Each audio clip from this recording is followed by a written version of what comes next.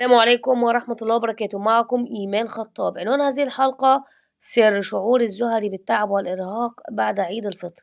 كثير من الزهريين يشتكون من كثير من الآلام. سنتحدث هنا عن الأسباب هجوم على الزهري بعد عيد الفطر، وما هي الأسحار التي تم الهجوم بها، وكيف يمكن التصدي لهذه الطاقات.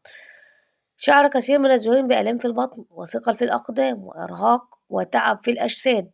الأجساد ثقيلة ومرهقة ليس بها طاقة. هذه هجومات شيطانية بعدد من الأسحار، هدفها طبعا أول هدف هو سحب طاقة الصيام التي قام الزهري بشحنها على مدار شهر رمضان الكريم.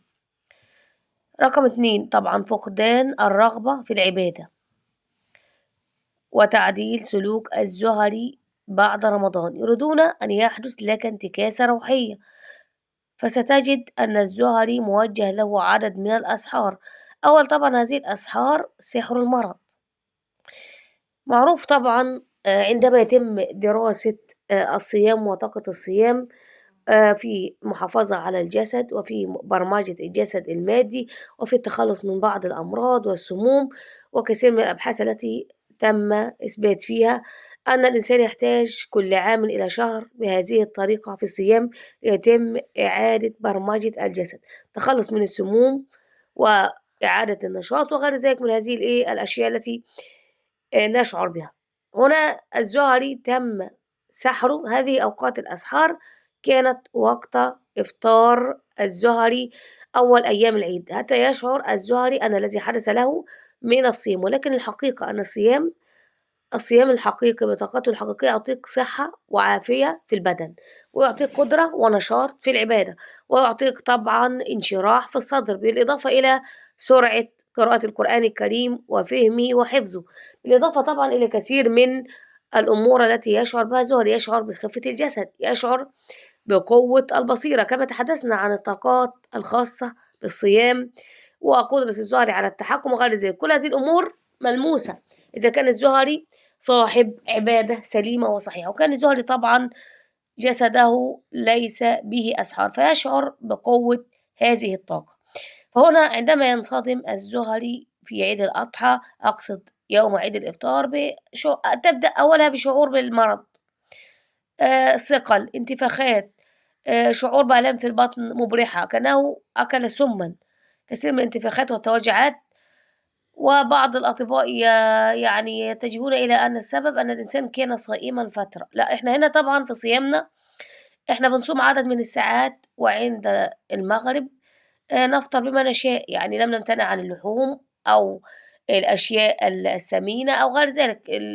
الأكل في رمضان دسم بكثير من الأمور، فلم ينقطع الإنسان عن أكل الوجبات الدسمة أو الوجبات المليئة بالدهون في شهر رمضان حتى يشعر بأنه عاد من الصيام فهناك فترة. لا، الذي حدث طبعا هو سحر الزهري بالمرض وقت إفطاره أول أيام عيد الإفطار. السبب طبعا كما قلت لكم هو سحر المرض، هو سحب طاقة الصيام من الجسد، محاولة لتدمير النظام والبرمجة التي تعود الصيام أو الجسم عليها في التخلص من السموم. تمام. هنا كما تكلمنا عن سحر المرض، طبعا يعني يتم سحر الإنسان بسحر المرض لسحب طاقة الصحة والعافية، بالإضافة إلى وجود أجهزة داخل المعدة يتم تركيبها كما قلت لكم أول أيام العيد. يشعر الزهري بمغص، حرارة، انتفاخ في البطن، وبالإضافة طبعا إلى النوع الآخر من الأسحار وهي الأسحار المرشوشة لكثرة خروج الزهري في أماكن كثيرة، ظهوره في بعض المناسبات، واحتكاكه ببعض الناس والأفراح والأعراس والتنزهات التي يرجع الزهري بعدها بقدم ثقيل وتعب مرهق وشعور بالآلام. سببها طبعا الأسحار المرشوشة التي تم رشها، بالإضافة إلى هنا لما الزهري يمر على سحر مرشوش، هنا هذا الزهري الأسحار المرشوشة عبارة عن أسحار تعطيل. أسحار التعطيل معناها أن هذا الزهري زهري العظام، زهري الجبال، هو زهري معه طاقة سورة الحديد، فيتم مجرد مرورك على السحر يدخلون من بوابة الأقدام يقومون بزرع الأجهزة من الحديد، فيقومون بزرع عدد كبير من أجهزة الحديد. بعض الزهريين الذين لديهم كشف عالي يشعرون بثقل الحديد، يشعر بمادة الحديد في دمه، يشعر بثقل الحديد، والبعض الآخر يرى الأجهزة، هي أجهزة يتم تركيبها منتهية الصغر ولكن تأتي بأعداد كبيرة، كل جهاز يدخل يخدمه جين وغير ذلك من هذه الأمور. طبعا يعتمدون على فتح بوابة القدم للدخول إليه. طبعا ثالث هذه الأسحار هي أسحار الصد عن العبادة. الهدف طبعا من الصد عن العبادة هي فقدان الشغف بها وعدم حضور القلب في روحانيات. يعني هناك زهري يشعر بالروحانية في رمضان ويشعر بالطاقة في رمضان ويشعر بكثير من الأمور، عندما يأتي يشعر أنه فقد هذا الشعور، ليس لديه قدرة على التمتع بالعبادة وغير ذلك. هذا لم يكن نتيجة انتهاء موسم رمضان. هناك هدايا ربانية، يعني هناك بعض الزهراء الذين أخذوا بعض الدروع الطاقية دروع طاقية نورانية تم وضعها على جسده، وهناك البعض الآخر من تم وضع حماية مثل خوذة الحرب على رأسه، وهناك البعض الآخر من تم وضع أجهزة ربانية نورانية على اليد التي تمسك السلاح، وهناك بعض الأشياء التي وضعت فوق القدم. يعني هناك الأجهزة النورانية التي اكتسبها الزهري من العبادة في الصيام، يعني ما شاء الله لا قوة إلا بالله، هي موجودة وتم إهدائها ليك كلباسا للتقوى، وإذا استمرت في العبادة ستزيد وتنشط وتقوى. وإذا انحدر الزهري وقل في إنتاج الطاقة الإيمانية سيشعر هناك، يعني كما نفعل أو كما نتحدث عن صيانة الأجهزة، تبدأ الأجهزة بالتلف أو الخلل أو ربما يدخل جن ليقوم بتفكيكها ونزعها منك. فإذا أردت أن تحافظ على ما آتاك الله سبحانه وتعالى في شهر رمضان عليك باستمرار الجهد والطاقة. طيب كيف وأنا أشعر بالصد عن العبادة، أشعر بفقدان الشغف، لا أشعر بلذة العبادة وغير ذلك؟ هذا نتيجة أسحار صد عن العبادة. هم يريدون أن يسلكوا منك روحانية شهر رمضان الكريم، الشهر الذي يعني لا مثيل له، شهر يعني سبحانه في ملكه. يشعر الإنسان الزهري بكثير من التطورات في هذا الشهر وكثير من هذه الروحانيات القوية. يقومون أيضا بزرع أجهزة داخل الصدر لسحب روحانية العيد. معروف طبعا أن العيد فيه بهجة وفيه سرور وفيه انشراح للصدر وفيه هدايا ربانية ولباس للتقوى وشعور بالنجاح. وطبعا انت كنت في امتحان روحاني وكان عندك ضغط في العبادة وأصبح الجسد ما شاء الله لا قوة إلا بالله مليء بالنفحات الربانية والبوابات الطاقية الخاصة التي فتحت في شهر رمضان والتي سيتم الاستفادة بها من خلال شحنك طاقة جديدة. ستصبح كمعدة أكثر نشاطا وقوة وصلابة، تمام، كمعدة للحرب يعني. يضعون أيضا بعض الأقفال على اليد وخاصة عند التسليم. طبعا معروف يعني من وضع يده على امرأة لا تحل له، حديث شريف عن النبي صلى الله عليه وسلم، فهنا الحديث طبعا يحذر من مصافحة الرجل امرأة لا تحل له. فهنا طبعا في الأعياد والمناسبات عندما تذهب أو يأتي أقارب المرأة للتسليم عليها، ودائما ما أحذر من تسليم المرأة الزهرية على رجل غير محرم بحجة أننا في عيد وفي مناسبات وغير ذلك. هذا لا يجوز. ليه؟ بيفقد طاقة اليد الزهري، وكذلك الرجل. لكن الرجل هو من يبدأ بالتصافح. ممكن المرأة تصاب ببعض الإحراج إذا قام شخص للتسليم عليها. كثير من الأمور وما فيها يعني لا يوجد فيها أي حرج، كلمة تنطقها أنا لا أسلم على الرجال فقط لا غير.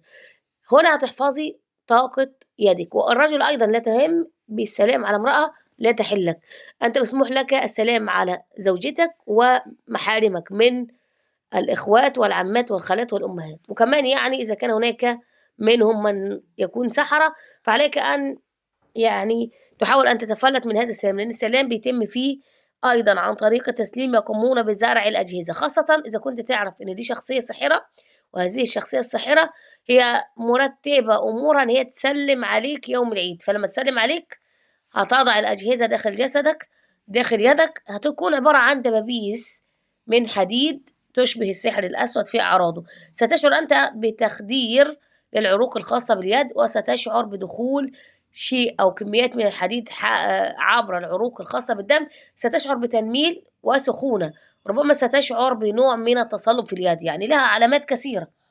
المفروض أنت لما تكون يعني تعرف هذا الأمر عليك أن تتوقع وتأخذ الحذر من هذا الأمر، يعني تسليم لا يكون باليد، وده أفضل الأشياء. تمام، على الاحتراز يعني.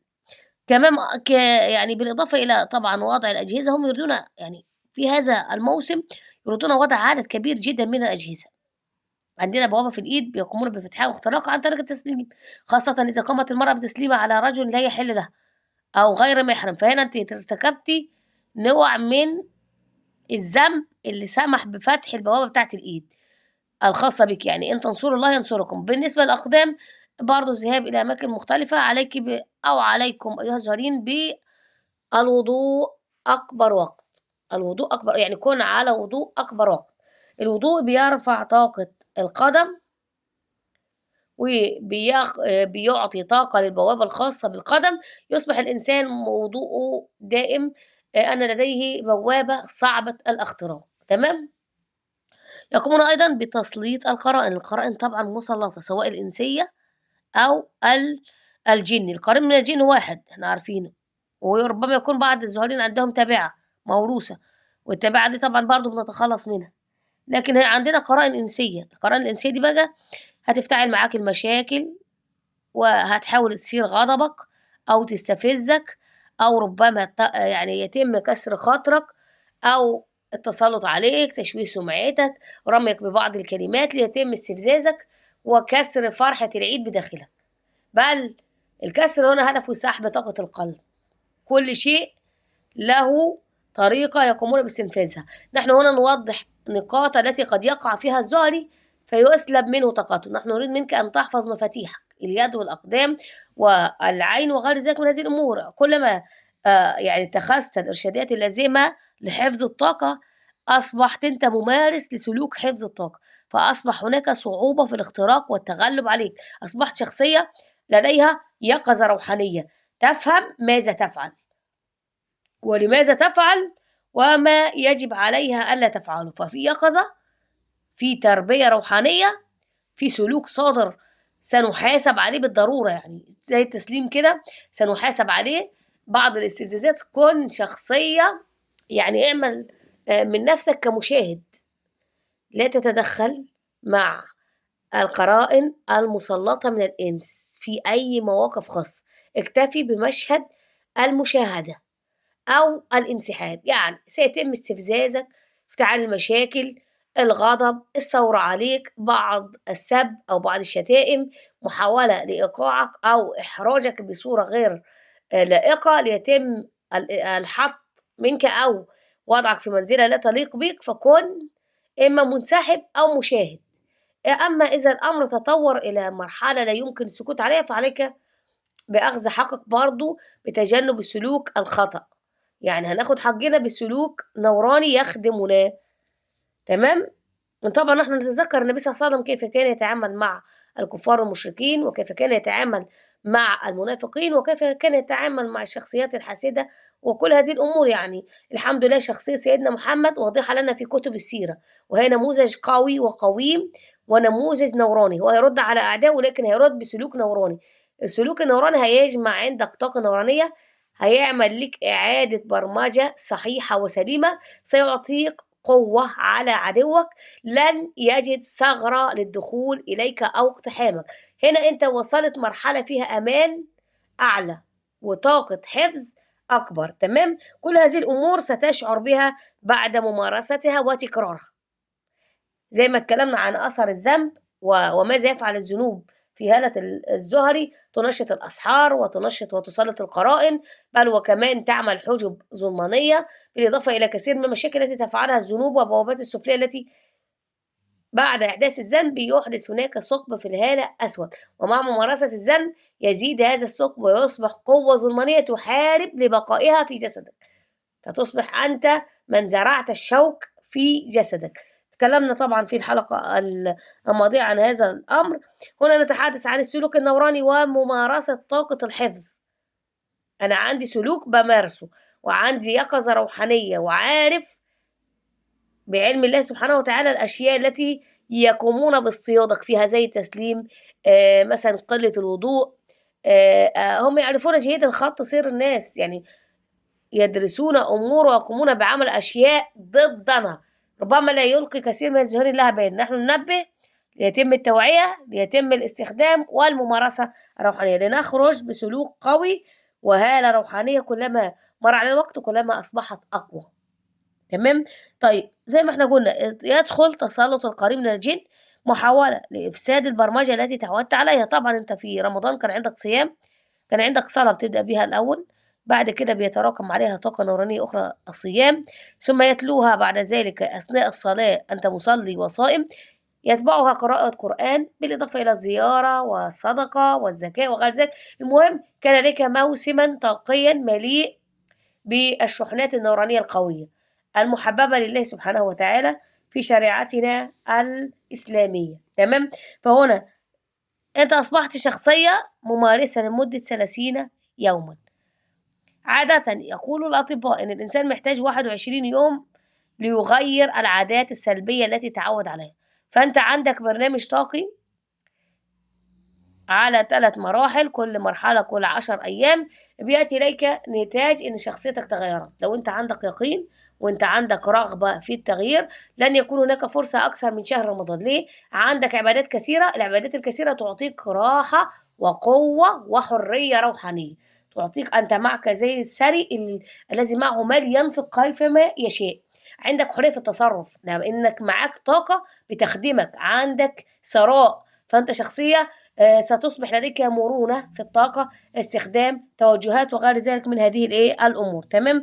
هذا بأمر الله سبحانه وتعالى وسلطانه. فتأتي القرائن مع الصد عن العبادة، مع الضيق في الصدر، مع الشعور بالمرض، فتشعر أنك خرجت من رمضان بدون فائدة. لا، أنت خرجت بكنز ثمين، وبوابات فتحت في جسدك، وروحانيات أتت إليك، ومدد من الله سبحانه وتعالى. لكن هم يريدون أن يسرقوا ما أوتي لك، يريدون إغلاق البوابات اللي فتحت، يريدون سحب طاقة الصيام حتى لا تستطيع التحكم، يريدون إفساد البرمجة الروحانية الممتازة التي أنت تعودت عليها من خلال ممارستك لها، يريدون إنهاء العادات الروحانية التي تعودت عليها واكتسبت منها نورا، ورجوعك إلى نسخة من أسفل السافلين يتم السيطرة عليك. لأن أنت كل ما ارتفع نورك كل ما يصعب السيطرة عليك أو التحكم فيك أو استخدامك أو استنفاذ طاقتك. هم يريدون منك شخصية هشة لا قيمة لها، غير مدركة وغير منقذة، فيستهدفونها كيفما يشاءون، يقومون بتوجيهها، استخدامها، استهدافها، سرقتها، تصبح أنت مثل العرائس التي تتحرك بين الأصابع. فهنا تسلط القرين شديد جدا، وطرادة الحساد ليك وترصدهم. طبعا معروف ان انت خلال الشهر اللي فات كان في عبادات اخذت فيها زي المواد الدراسيه كده، يعني في شخص نجح اكثر في الصلاه، شخص نجح اكثر في الصيام، شخص اخر كان ماهرا في قراءه القران الكريم، فخلاص تم رصد العبادات وكميه الطاقه اللي خارجه منها، فعرف ما هي الطاقه التي تم ارتفاع درجتك فيها كدرجات. يعني انت لازم تنظر على هذه الامور انها امتحان.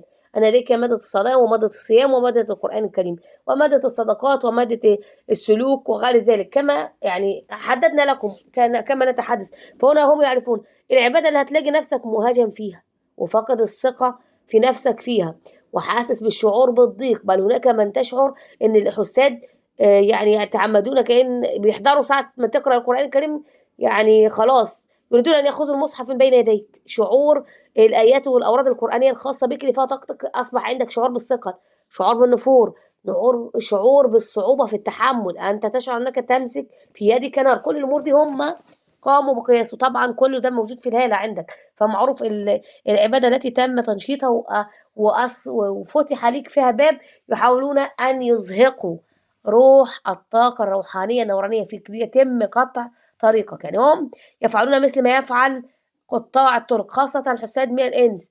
إنما جزاء الذين يحاربون الله ورسوله ويسعون في الأرض فسادا أن تقطع أيديهم وأرجلهم من خلاف. ده الحد الخاص بقطيع الطرق، فدول عايزين يقطعوا عليك الطاقة والطريق والسير والسلوك. يريدون منك توقيف، يريدون منك تعطيل، يريدون منك إفساد البرمجة، يريدون تحويلك وعدم استفادة. يريدون أيضا إقناعك أنه لا فائدة من الصيام ولا فائدة من كثرة العبادات، بل هذه العبادات جعلت منك جسدا ثقيل، أو جعلت منك شخصية مريضة، أو جعلت ربما يجعلونك ترجح عدم الصيام. يعني الإنسان اللي بيترك الدين أو يترك العبادة بيبدأوا الأول بسحر الإلحاد ليه، بيبدأوا الأول بسحب طاقة روحانية العبادة، بيبدأوا إذا استسلم الإنسان للطاقات الظلمانية يخرج لا قدر الله ولا كتبها الله علينا. وإذا كان الإنسان عنده نفس آمنة مطمئنة متمسك بالله ويعرف من هو الله هيصبح متمسك أكثر.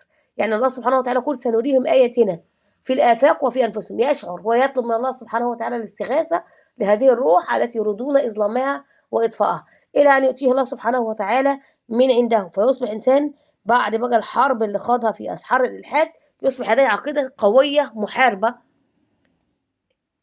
ذا شخصية روحانية قوية، هو شخص مؤمن على يقين لا يستطيع أحدا زلزلته أو التلاعب به أو انسحابه، لا هو شخصية لم تعد هشة. يعني المعركة اللي دخلتها في سحر الإلحاد وأنت شخصية سليمة وشخصية تحب الله وتعرفه، أصبحت شخصية غير هشة، أصبحت شخصية مبنية على حب الله سبحانه وتعالى واثقة من الله سبحانه وتعالى رغم الابتلاء بقى والمحن اللي بيتعرض لها الزهري. هي شخصية ثابتة وما زادهم إلا إيمانا وتثبيتا، فبتصبح شخصية أقوى في الطاقة، أقوى في العطاء، يصبح لك خطوة أسرع من مئات الخطوات، ويصبح هناك إرهاق عليهم بملاحقتك لأن أنت أصبحت خطواتك سريعة، لأنك شخصية واثقة من نفسها، شخصية مبنية، شخصية يعتبر رممت أو تم تعديل وبناء كثير من جوانبها، فأصبحت لم يعد هناك سيطرة عليها بالشكل الكامل الذي كانوا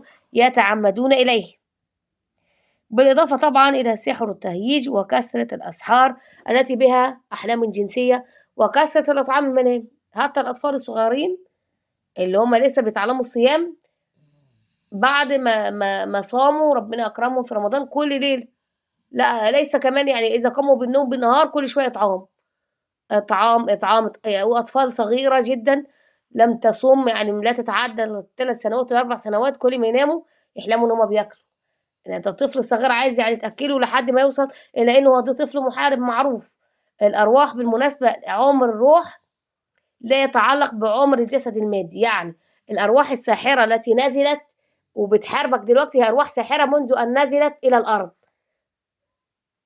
إلى أن تكتشف رحلتها بقى مع السلوكيات وتتحول إلى ساحر في الواقع، لكن هي أرواح ساحرة نزلت من عالم الذر لتحارب أهل النور. والأرواح النورانية أيضا هي أرواح نورانية معروفة شكل الهالة كما يقول النبي شقي أم سعيد، فأنت معروف أنت شقي أم سعيد من لمسة الروح الخاصة بيك. يعني ممكن إنسان يقعد 30 سنة لحد ما يوصل لمرحلة تعليم السحر ويبقى ساحر، في إنسان تاني يتعلموه السحر في المنام ويسحر روحانيا قبل ما أن يسحر ماديا يسحر 21 سنة. في بني آدم بقى يعني ده شيء أشبه بأخلاق اليهود، تلاقيه من هو سن 5 سنوات عمال يتفرج على كتب السحر، أول ما اتعلم القراءة كتب السحر أتت إليه وغير ذلك. يعني كل السحرة اللي أنت شايفهم دول حتى يعني لو كانوا يدعون التدين وهم كانوا سحرة في الباطن وهم نازلين من عالم الزرع عشان يحاربوك، وفي خطة ممنهجة مع الأبالسة من الجن.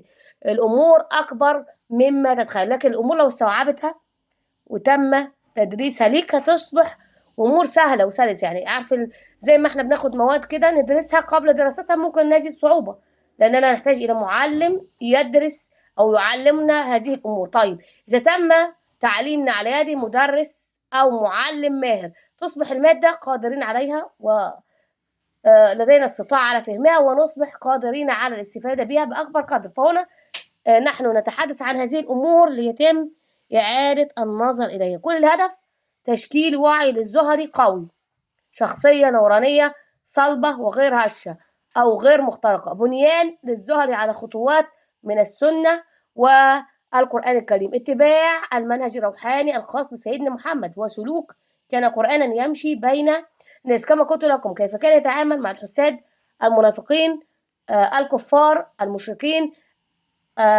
طبعا الفقراء الصحابة وغير ذلك. كان النبي له شخصية فاطنة وحكيمة، وطبعا كل هذه الأشياء موجودة في كتب السيرة. من أراد أن يسمع أو يرى سيدنا محمد عليه بقراءة السير النبوية الشريفة.